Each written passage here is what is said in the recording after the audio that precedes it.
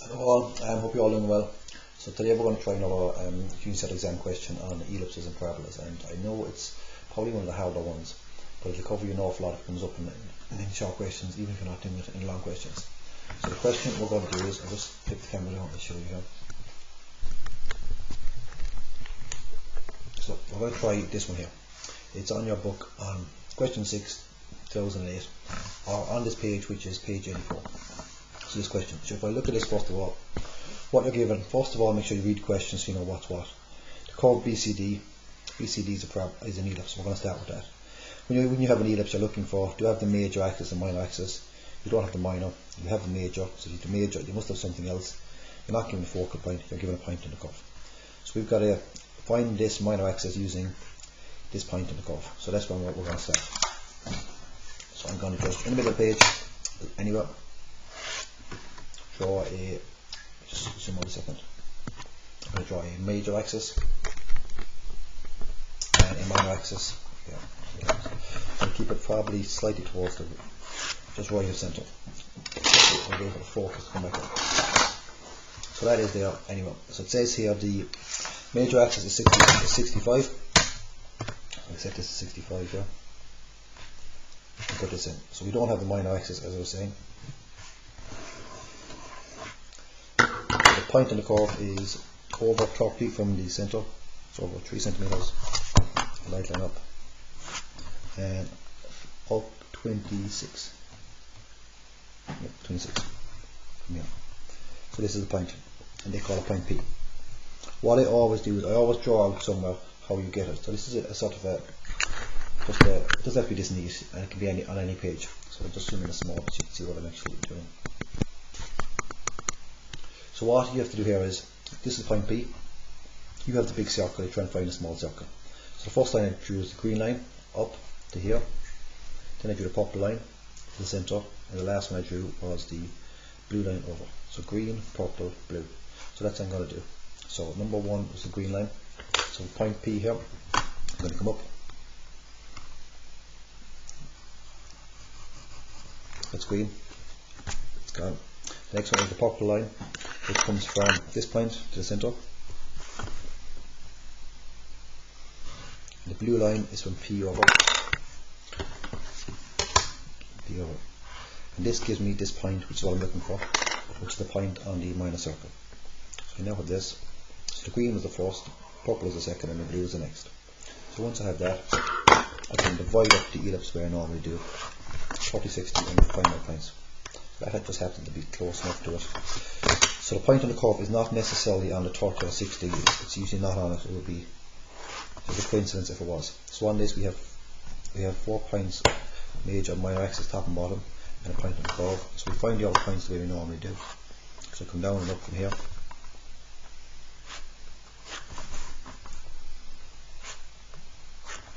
I'm going through these very quickly. If you don't know how to find your points on your ellipse, I've got a video on my files and you can see it there. So I'm not going to explain this, we've done it a couple bit before. So your points are there, so on, here, there. So make sure you keep it nice and round. It shouldn't be straight really in any part. It's the biggest mistake people make. So you're coming out between the dots really. Just put it in light first, and when you're happy enough with it, go over heavy. And if you find it easier to turn the page or to move around the page, then do it like that. Okay, so that is the ellipse there. I'm going to go over heavy at the end. So the next thing that we have now is we have a tangent to it. So you're looking to see if you have a point on it. If you have a point, it's the easier of the two tangents. You don't, so that's a hard one. So this is 110 out from here to A. So from the centre I come out at 110 and I put my dot, and that's called point A. So this is probably the trickiest construction on the course. We've got to find the focal points first. Half the major, put it on top of the minor, swing it down. So this is your focal 1, F1, this is F2. So steps for this, compass goes on the point where the tangent starts, goes to your nearest focal point, you swing a big arc like this. The second step is you get the compass, you set the length of the major axis, you put on the autofocus the length of the major axis, you put the point on the autofocal, and we swing an arc. And where these meet on this point, we join this back to the autofocal back here. So I'm just going to put this in, put it in blue. We join this point back to the focal. Where it crosses the edge, that's going to be a point. That's going to be a point. So that now is the tangent.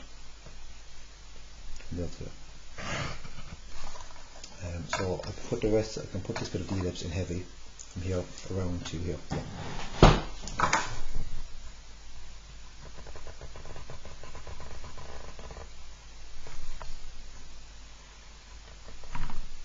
So I'm actually moving around the board because I just find it easier to draw like this.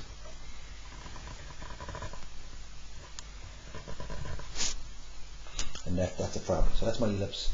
The bottom is a parabola. With a parabola, they say AD is vertex is D.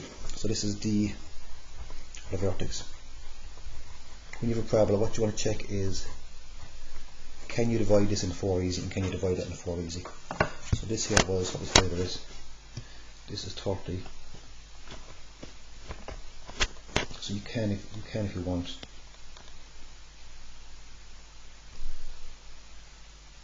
7.5. No, we'll do that. We'll do that division lines. This here is 110. So we'll just do division lines first. So division lines come out at an angle like this. So set your compass. Take off 4 points along here. The first line was any angle, any length. We join this back to this point, and we do sliding set squares. So this slides, this comes to here. So this is a point, this is a point, and this is a point. We do the same from here to here. So a line out at any angle, any length. If you come up or down, it doesn't matter. Again 4, take off 4 times here. Join the last one over to the end of the centre point, and then go sliding set squares.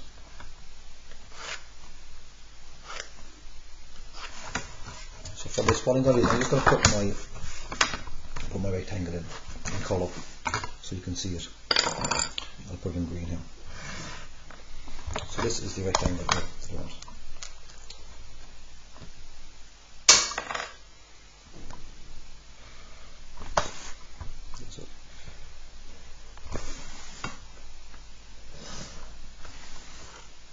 So the way we label it is on vertex we go, this is your vertex, we go 1, 2, 3, we skip the corner, and go 1, 2, 3.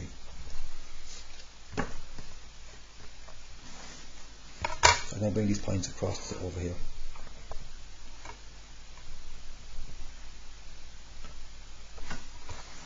So I'll label them the other way. I should have went this way. So 1, and these down.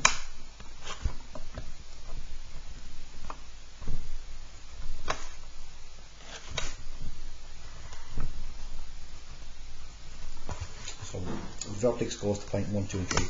So I'm joining it over here. I'm going to put this in a bit heavy so you can see what I'm doing. 2 and 3. So for this you bring line 1 down to where it meets line from 1.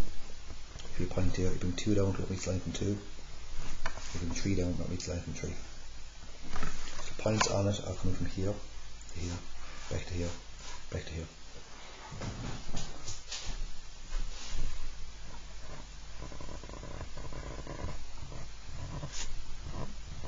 So for your question, you would put these constructions as light.